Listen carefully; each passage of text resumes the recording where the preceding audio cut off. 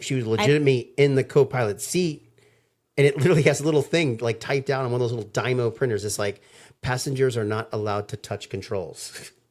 Yeah, because you're a passenger in the co-pilot seat. So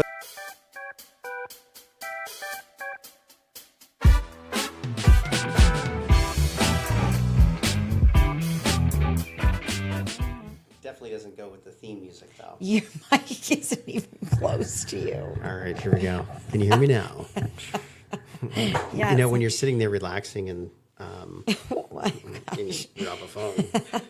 Welcome back, everybody. This is what happens when you take a week off. I know we took a hiatus, and last podcast we were remote from the cottage in Michigan, and now we are back in the office in Sarasota. Well, there was a week in between that. I know. Yes. We decided I was overseas, so I wasn't gonna. Getting back was not easy. Overseas is such a weird word. It's like that sounded like I was in the military. Like, yeah, I was overseas. Well, it's weird because you were in the military, so I know. You make it sound like it's a oh my gosh, what's the word when they wow. I have no idea what word. No, when you go somewhere for like a year. A tour? It's not what I was thinking. A deployment? A deployment. Yeah, I was overseas on a deployment to Belize. They wanted me to check out the diving there. No, you were not. Yeah, I was. I was in Belize. It wasn't a deployment. I mean, I was with some friends, so Who also were part of the who were also military part. So we academy. went on a top secret special forces mission to Yes. Belize to dive the big blue hole. It kind of felt like it was a top secret mission because you took a plane from Miami to get to Belize City, but then all of a sudden it was like 007 to get to the next island. I don't know if you Yeah, it realized. was so weird because I didn't really book anything, and my buddy took care of everything. And Which he is booked not us normal. on- You normally are I'm typically the planner. booker, Yeah. and so this time he booked, but he booked because he's been there multiple times. He's Right. been going there for like 20 years, and so he's like, "Hey guys, give me your passport." It's like, "Give me your passport information, give me all your personal information, and I'll book us on these other flights." So we get there, we jump on a little puddle jumper, then we get there, and like. You know, like in America, when you're, you get like detailed, like they're looking at it, looking at you, making sure that your luggage is matching what's your luggage. There, which is like, what do you got, man? You know, and it's like they grab like actually, that's like Bohemian, and they're like I Mexican. was like, I don't even So, know where that came from. I don't know. But he's anyways, come back saying "bruh," like he's brah, like I hey, don't brah. know, Like everyone's saying brah. So now I'm calling everyone in the office brah. which is very unlike you. I know. It's not a good thing. It's like not a good look. It'll wear off It's not in a a couple good days. trend. It's already started to, thank goodness. We got a couple days. And then But it'll be anyway, totally gone. he got there. I don't know if he fully understood what the journey was going to look like because they took him from like a regular plane to then walking through the streets to get to a charter Well, plane. first of all, I'm sitting behind the pilot. Like I'm like in a yeah, bush he's pilot. on a plane with like I'm 6 on- people. Well, it was like 10 people. It was actually a surprisingly big little plane with one engine, which typically when you have passengers, you want more than one engine. But anyway, we're on one engine. I don't even like to think I'm about that behind the stuff. pilot. This other random person is flying co-pilot with this guy, and I'm like videoing. And I'm like, hey, she's got You like mean a passenger she's got a was hat. This is like a co-pilot? hat, like birthday girl on it. She's a grown woman, and she's wearing like a little princess thing. And she, by the way, she's alone, which I thought was bizarre. Because I'm like, if you're with a group of friends and they're like, hey, it's the birthday girl. And it's like, no, it's my birthday. And I'm going to walk to the airport wearing a That's birthday. a special kind of person. She was special. Yeah. And she was also co-pilot. She's flight certified.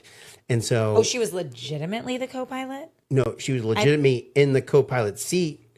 And it literally has a little thing like typed out on one of those little Dymo printers. It's like, passengers are not allowed to touch controls. Yeah, because you're a passenger in the co-pilot seat. So anyway, we land, and then they somehow miraculously like bring our tickets. They match up tickets. We get luggage.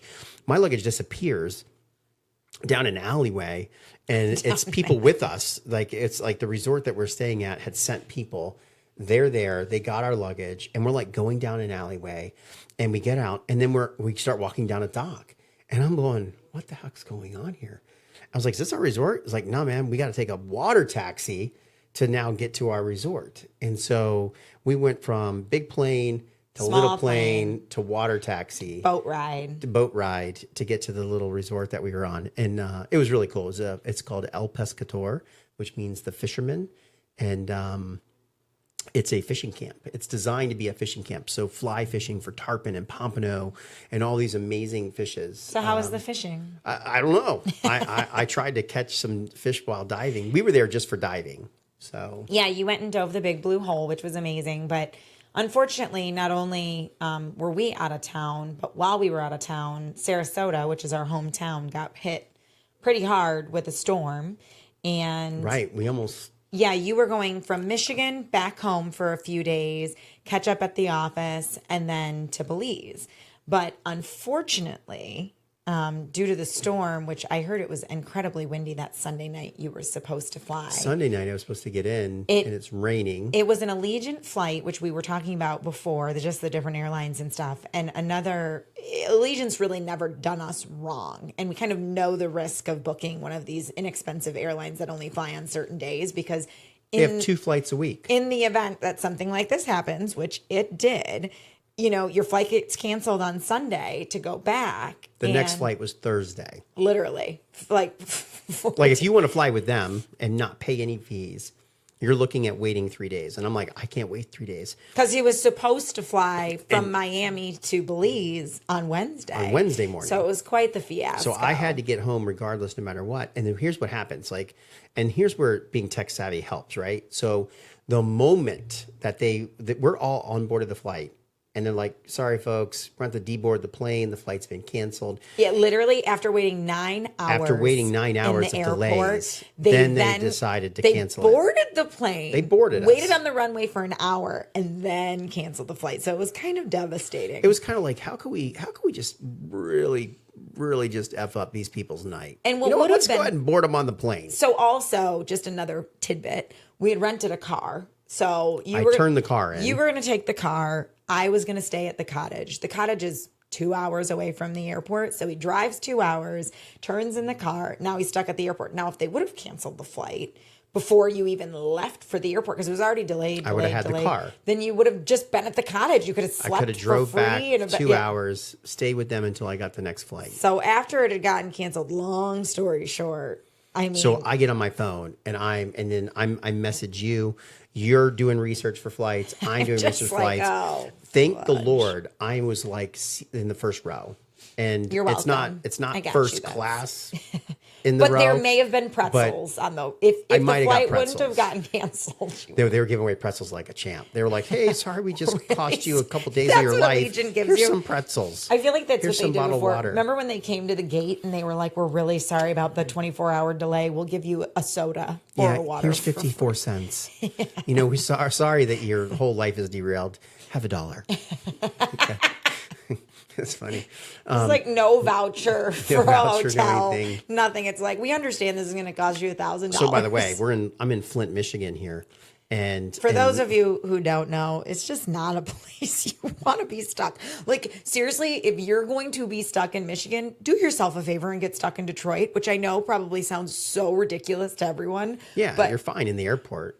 it's not even about the airport. Detroit has amazing Detroit downtown restaurants is and actually, there's bars. that They've nice, really built it up. lot of nice And things there's there. so much access to transportation. Like, you couldn't get an Uber. I couldn't get an Uber. You could barely get a taxi. I barely got a taxi on a handshake deal with a guy that's not even labeled. It's like, hey, I got a white car and I do taxi service. I'm like, man, you're the best I got. This guy showed up in a minivan and he was like, I got to go in the airport and see what's going on. I know. And He shows up. I was like, are you Mr. Miller? You're looking at him. It's like, there ain't no time. This guy looked like he just got off the couch. By the way, while he his PJs. is working on his phone for tech and everything, I am helping him, and he's like, "Can you please try to find me a ride? I can't get anything Find to me show a up." hotel, So find me a ride. I call the hotel. The hotel gives me Miller Transportation's private phone number. This guy answers the phone, and he's like, "Ma'am, there's a situation going on at the airport." He's like, "I got to go see what's going on," and I was like, "You don't understand. My husband's at the airport. He needs a ride. I'm the situation. He's part of the situation." And he was like, "I don't think you're hearing me." He was like, "When I get there, I need to assess the situation." And you. Yeah. So his assessment was he pulled up, and I recognized him. We'd actually used this gentleman I a know. couple years We've ago. been stranded in We Flint got stranded before. once a long time ago.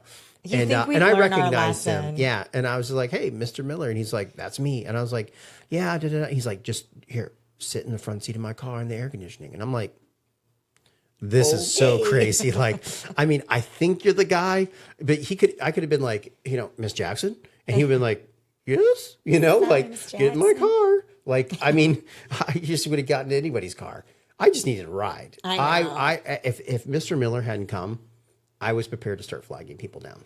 Oh, I know. Because I've been like, hey, can you help me? No, literally, get a ride? like So a now local to be like, because all you needed was a ride to a I needed hotel, a which is a local. whole nother story. So he didn't get a flight out that night, obviously. And I got onto a flight, not to Sarasota, but to Tampa, which is an hour Hour away from home, where we don't have a car. Tuesday morning. Yeah, so it's a 2-day delay. 2-day delay. But he can't. And by the way, at this point in time, like his flight was supposed to leave at 2 p.m, and now it's 11 p.m. at night. And so, and I'm 2 hours away at the cottage. We offered to come get you, which would have been a 4-hour round trip car ride, and everyone would have gotten home at like 2 a.m. So we were going to put you in a hotel that night. And then it was like, well, do we really come get you the next day? Because then it was going to be this whole thing of, again, a 4-hour round trip ride. And then you had to get back to the airport. And here's the big thing. And for everyone who runs a business, this, like vacation, you're already trying to let go, right? So like you almost like, it takes you a couple days to let go of work. And then a couple days to get back in. By the time he's enjoying himself, it's like time to go home. But the Michigan trip was designed to be a little bit different because we were going to be there for a week. I actually, we talked about this before. I was all set up. Yeah, I worked from there. I was supposed to go the next week and get 3 days of work done to compensate for me leaving the balance of that week, which there would have been no work. So it was super important that I be able to work. Yeah, he was, and that's why he was just like, you know what? I need to be left in this hotel room. I can't be driving in a car for 4 hours, transporting back and forth to this cottage. Yeah. And here's the best part. He would have come back to the cottage that night and even worked from the cottage the next day. He rents a car, pays for it on the app, goes down to the counter. And this is why we ended up trying to get an Uber and a taxi, because he goes down to the counter. He's like, I got a rental car. Keep in mind, he just turned the car in 5 hours prior. And I have a new reservation. And he's got a new reservation confirmed. And they were like, oh, sorry, every car on every lot for every company is gone. So here he is. And I'm like, no, the car I just turned in sitting right there. Like, it doesn't need to be clean. You can just give it to me. Give it back. You don't need to wash it. You don't need to vacuum it. I left it pretty clean. Oh my gosh. So anyways, we finally get Mr. Miller. Stuck. He takes me to the airport. I think it's important though to note, we don't realize how fortunate we are in terms of just access to transportation, access to technology, to flights, to money, to water, to open stores, it's we live in a downtown area. We have accessibility to everything. We do. And Flint, Michigan is not it's kind of in the middle of nowhere, but it's not. It's not like a one stoplight type of town, but you really were stuck. I was really stuck. And if it wasn't for the technology and shameless plug for our software company, our clients over there are solving problems because people need access to technology to solve problems. They do. So, if you have a problem, let's solve it. I just thought of that song. I have a problem. I'll solve it. Check out my DJ. Something revolve it. Yeah. Wow, we really should stick to our day jobs. Jeez. Okay. Vanilla Ice help us out. Rappers. So, but the reality is that, we use that technology at 9-10 o'clock at night to kind of rectify the situation. It wasn't perfect, but Well, of course, I got you the hotel because I was able to book on Hotel Tonight, which I do like that app. But it's and you know what's crazy too, even booking hotels, because this has happened to me before in an airport, is if it's past midnight, everything you look at to book is for the next night. Right. You can't book So you're same just night. like, shit. Yeah, you got to find access to a phone and call the place or just show up hey, and I'm see if there's a coming. room available. And what's so funny you is depend on it so much on your phone. It's just like your life in your hands. It was when the next morning. So I got into the hotel, got checked in. They had no water. Well, he went downstairs to the snack bar or whatever, and he's like, you're not going to believe this. After his whole journey, he takes a picture, and there's 2 Miller High Lies in the top corner. And there I am. I'm like, that is my water. I would have been fine. I would have taken a beer to bed and been like, fuck this I need day. water.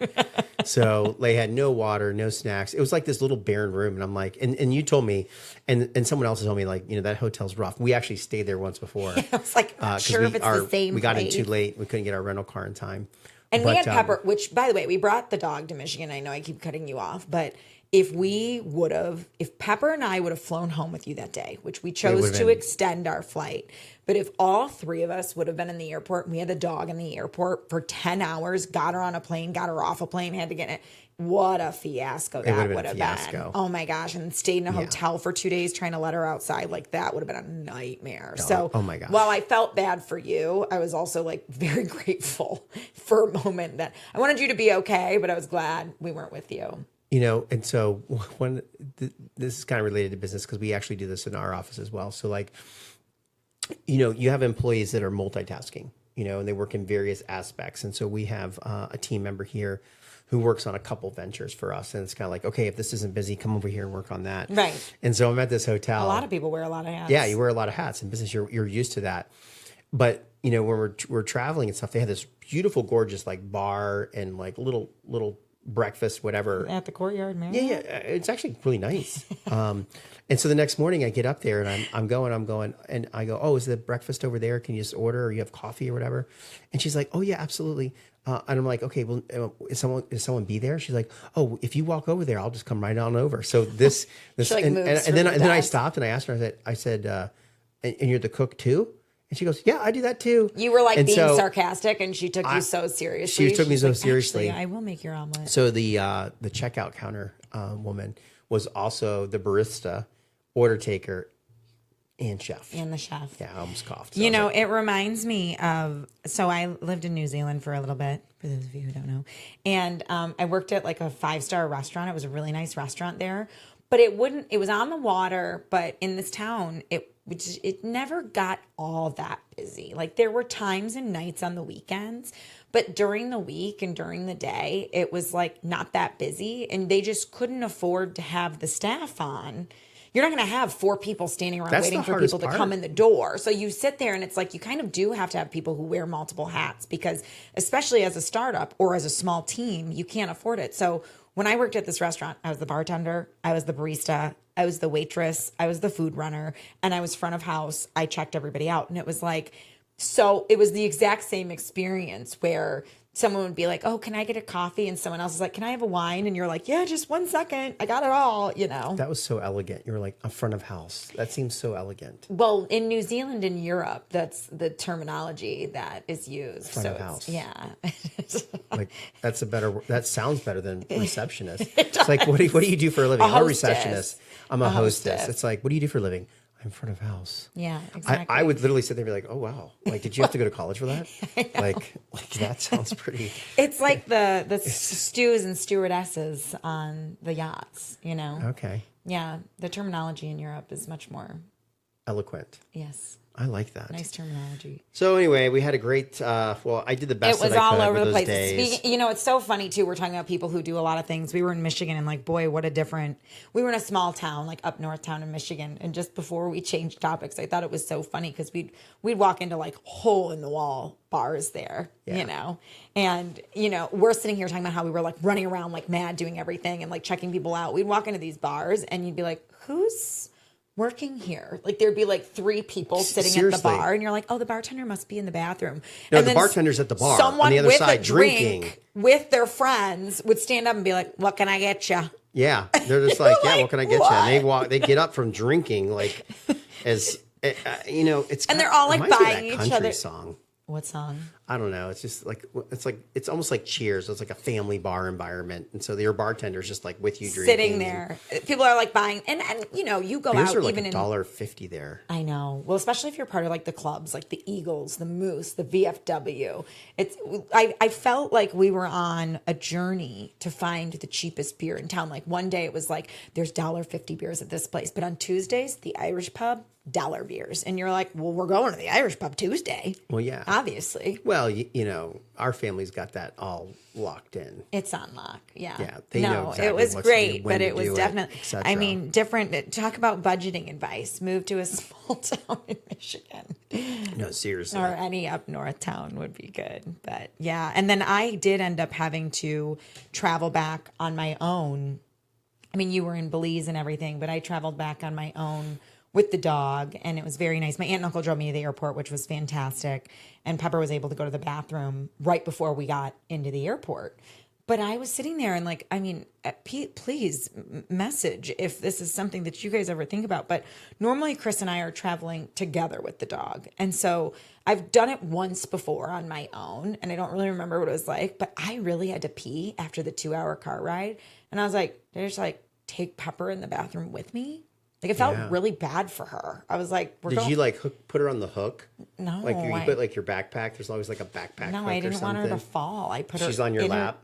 No, she was in her carrier on the ground of the bathroom. Oh, it's disgusting. Oh, that's gross. Yeah, I felt really. It's bad. probably not as gross in a girl's bathroom as it is in a guy's bathroom. I don't know. I Airports will are tell pretty you, nasty. But then it's like your dog's just sitting there watching you pee. First of all, guys, get it under control, man.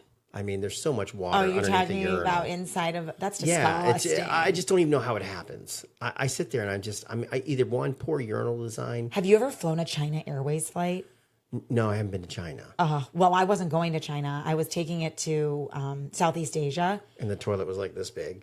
When I tell you gross, like pee all over the floor, like, because I feel like this is going to sound terrible. And this is nothing against, I've never been to China. I can't comment myself, but it felt like people had no problem, like just spitting anywhere and like peeing anywhere. And I was kind of like, ooh, like this is That's not like when you get off of clean. This is going to sound horrible but I mean, let's just start stereotyping every type of nationality. No, let's not. But there's certain ones where I've gotten off and you wonder why certain countries are really dirty, right? You're like, man, there's just a lot of trash everywhere.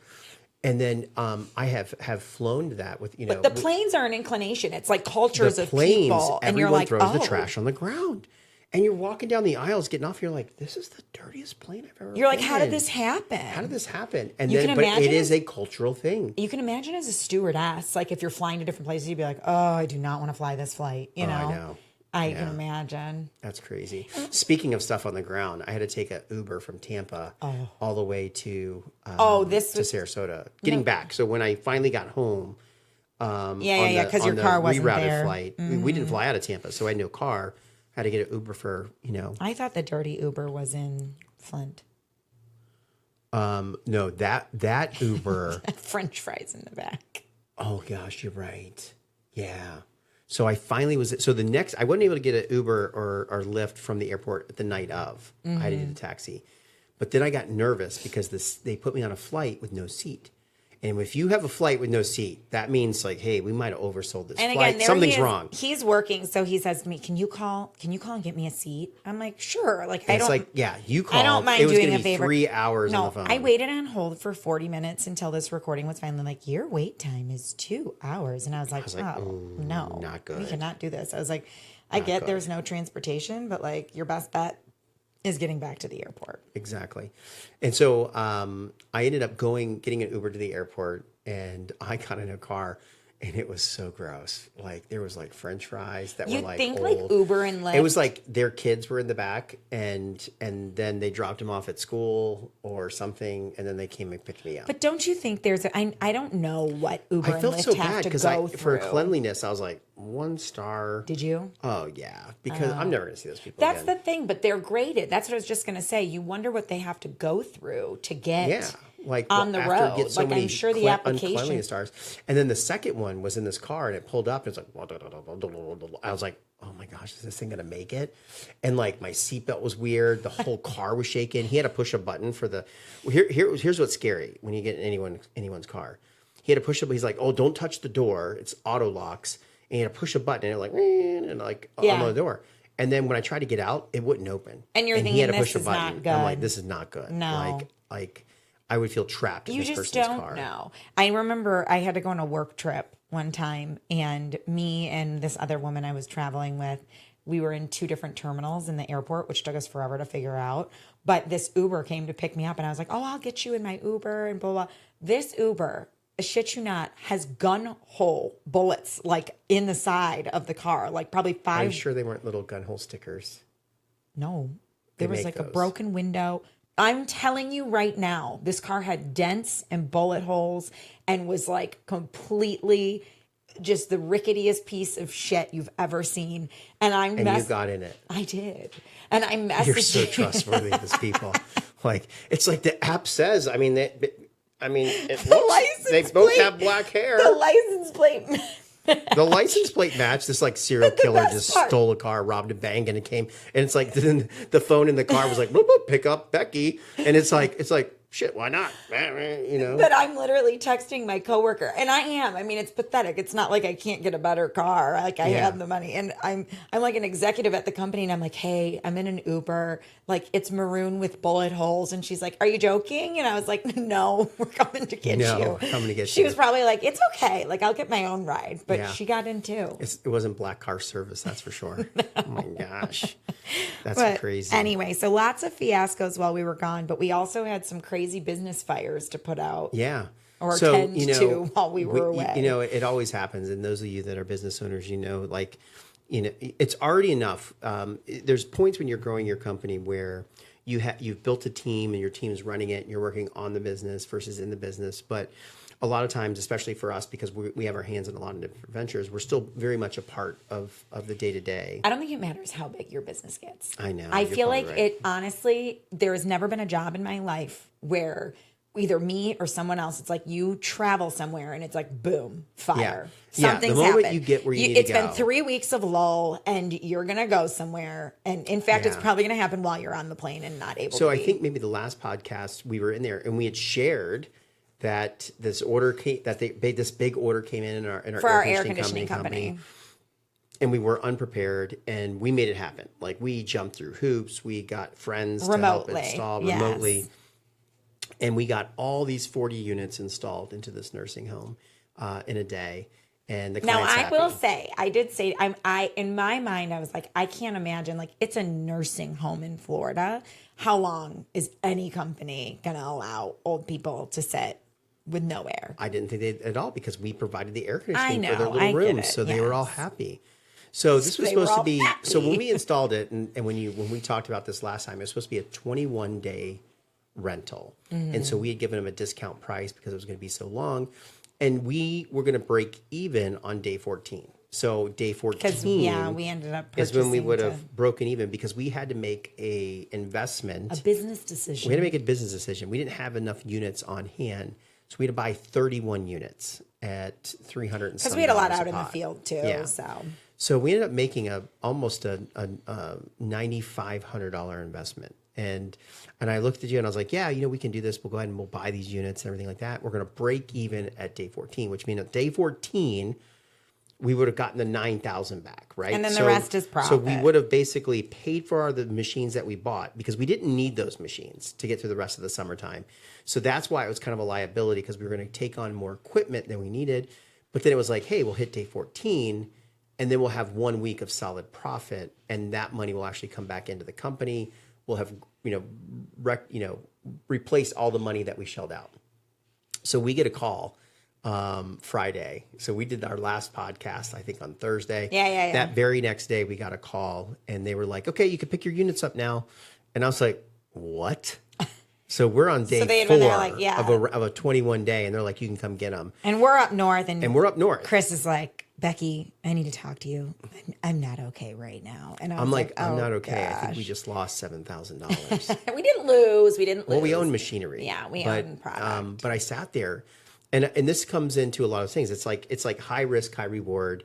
You can play it conservative. You can do whatever. And I ran through all those scenarios. Well, and we've talked about how you're always the risk taker. I am more of a risk taker. And that's why it's important to have balance. But also, there's been so many times where I've seen, the risk pay off. And we thought this risk would pay off. But I also appreciate your mentality because you can sit there.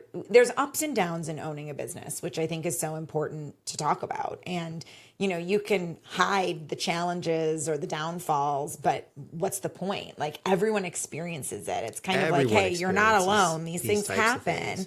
And one of the things you said was, I'm not going to let this keep me from taking risks in the future. It's like you can't let one scenario change the way that you do. Now, we learn from everything. And this is one of those things where it's like, if we would have been in town, we would have talked to the people, maybe we would have known more information. Like, sure, it was, again, one of those things. You're out of town, a fire hits, you take care of the situation. We took a risk. We were out. And it allowed for us to see how incredible our team was and like just showing up, getting something That's done true. in our absence. Like there were so many positives that came out of it. And then on the other side so of the then, table, but at the same time, when you get challenges like this, like if we would have left it how it was, we would have basically extended ourselves $7,000 for equipment that we knew that we were probably not going to rent as we're approaching the end of summer. So I had talked to the gentleman there, and I knew that I needed to do it in person. I needed to have a tough conversation with him that the pricing we gave him was for 21 days, not for 4 days. and that was legitimate. That's legitimate That is not our because pricing. that is not what we agreed to. Yeah. But I knew I needed to actually see him in person. And so I had a quick call with him and told him. All I was going to say is this all is happening. So the units get rented while he's still in Michigan. He tries to get home from Michigan. He's meant to Be go there Sunday back night. on Sunday night. And the first thing he was going to do is go talk to this guy in person. First thing, already had a call. Monday morning, I'm going to talk to him. So instead, his flight gets back Tuesday. Now, keep in mind, he's leaving Wednesday, but from Miami, which is a 3-hour drive from where we live. Yes. So he's going to Miami the night before because his flight's at the butt crack of dawn. So he lands in the middle of the afternoon Tuesday, and he's like, I have got to go and talk to this man in person. The only thing that I had to do. I'm going to get off this plane. I'm going to find an Uber an hour home, and like I'm going to go talk to this guy. So I got in at like 1 p.m. Literally got to the house. Got him. Literally took a shower to get the literally. Got in the truck and I drove straight to the nursing home. And I didn't even care if he was there or not. Like I was like, I'm not going to try to arrange anything. I'm going straight there and I'll sit and wait because this was very important. And so I had a conversation with him and I just said, hey, look, here's the deal. We gave you a 50%, 52% off of the daily cost because it was going to be for 21 days. In any business. And I need I need you to pay if there's large demand, the full price if it's only going to be the four days. And I'll tell you what, they were class act. He said, yep, I totally understand. That makes sense. Da, da, da. Now, what that did was it got us a check for a little bit over $5,000. And so now when we look at it, we extended $4,000 to them or in machinery costs. And then we made the decision to start selling off the excess units to try to recoup and get that down to zero because we won't rent a lot during the wintertime and the months. We have plenty of units to handle the volume that we would get here. We might be holding some of those units. So when we launch our franchises in January, we might be outfitting our first couple franchisees with some units that we have here. Yes, but there's highs and there's lows, and so that's Huge one high. We have tons of Ended with different a low. business endeavors going on right now. And, when one thing happens bad, there's other things that are happening really good. So in our steak seasoning business, we just got our first pallet order this week. So it's like, that was amazing. That's that'll be our largest order to date. And I think it just goes to show too, like you can't let anything bring you down because you just never know what's around the corner. And actually, this reminds me, I didn't even tell you this. So one of my best friends, she knows us very well, and she actually listens to this podcast. Hello. She was like having a bad day, and I said, Chris always says when something bad's happening, you should go out and celebrate. And she actually gave me an example of, some struggles she was having at work, and she was having a bad day, and she was sitting there in her mind going, gosh, this is probably one of those days where I should really go out and celebrate. And like, even though she was thinking all of the worst things that were going to happen, she got a call later that night that ended up opening up another door and was like the best possible thing ever. And she was like, it was just proof to that mentality of like not to let yourself get so down and that you can celebrate because you don't know what you're celebrating yet, but it's a change and it's hopefully going to work out for the better even if you can't understand it in the moment. A lot of times people will sit there and think positive thoughts. What you actually have to do is say positive thoughts out loud because your brain registers the oralness of what you're saying. Yeah. Going out and celebrating at dinner when things happen and bad and going out and being like, we're going to get through this is telling every part of your body and your family and everyone, you know what? We're going to be okay. And the reality is no matter what, you will be okay. You're going to be okay. Even some people facing some of the worst health problems can sit there with a positive attitude and be like, there's still a lot of good. So I'll tell you what, there is good. And if you choose to focus on that, there is always someone who's worse off than you. And they're probably sitting there with a positive attitude too. And At least they you could would be, hope, I but- mean, we know some people with some really amazing positive attitudes. Yeah, So, going through some hard times. But, we've talked a lot about the different businesses, the ups and the downs, and kind of being away and remote work. And I think it's important we let our listeners know that we are going to be changing the podcast name yet again. yes. It's moving over to Business and Belly Laughs. We know it was actually funny the other day. Chris was like, trying to come up with a name of what to call the podcast, because we do have so many different business endeavors going on. It is all related to money. Trust me, running a business is money. It's all money. But it's not just budget banking. It's not just that particular software and how we manage our personal and professional finances. It's really just like every aspect of our lives, the business aspects, the personal, the professional, whatever you want to call it. And so he said, though, all we're ever doing is just like talking about our lives. And I'm like, that's kind of what a podcast is. Like that's, we hope that it's somewhat entertaining for you. Like we are storytellers ourselves. We're constantly telling stories within our families. And, every week we sit there and go, I wonder what we're going to talk about next week on the podcast. And something happened, a flight gets delayed or whatever. And, my uncle was literally saying the other day, like, I don't know how you guys continue to come up with shit to talk about, but you talk for an hour. And Chris was saying, well, I feel like we should just name the podcast "Shoot the Shit." And I was like, well, if it kind of is. If you tried to mirror exactly what you're doing on the podcast, every podcast in the world would just be called Shoot the Shit. Yeah. But if we could get it first, So anyway, we are Business and Belly Laughs. We hope that you guys have fun with us, and we look forward to continuing to talk about how things evolve in the business world that we're running. What we're doing here, and how our business is growing, what we can part ways with you, and then also take your questions and just bring them in there, and we'll try to. And we want to start having some guests on too. Different experiences from the outside of. Yeah, just we're actually looking forward to employees, entrepreneurs. Yeah, so we have a lot of ambassadors in our Dusted Steak seasoning, and we're putting together a plan to start bringing them on and just talking about what they're doing in their business and growing, and it's all entrepreneurs just having a good time and kind of doing what they love. The great thing about entrepreneurism is that most times you're actually pursuing something that's a passion of yours, and you're doing that. You're passionate about everything. Everyone thinks about that entrepreneurship about the end. I sold my company, I did that. It's all about the journey. You're spending your life doing something, and that's what's fun. It's what's fun. Yeah, you're creating things, and I think I wouldn't mind the traveling aspect. Once we're millionaires. No, I'm kidding. Yeah, maybe we'll never be. No, we just we can travel anyway. Travel. And so we do. I'd like to see more of the world. Yeah, you're more of an international traveler. Yeah, I like to go international. Hey, I went international last weekend. It's been years. I know, that's nice. You got to do that. You went international this year. Yeah. I know. I want to go further. I know. She wants to go across the ponds. Never pleased. I'm never pleased. No, yeah. I'm kidding. I'm always happy. Yeah. Life is good. I can't even see, how do you do a stay cool order for 40 units when you're overseas in France? Now you're 10 hours behind. You'd kill me. You'd be like, why are you up? It's 2 a.m. I'd be like, I'm trying to solve the air conditioning. Were you not up at 2 a.m., not last night, but the night before?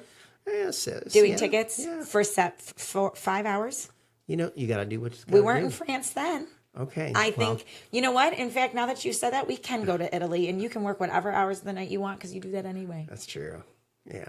I love working Amalfi Coast, here we come. Here we come. All right. Well, we'll see y'all next week. Sounds good. And hopefully we'll have a little bit revised format and some new graphics. I plan on continuing to shoot the shit. I know. Yeah.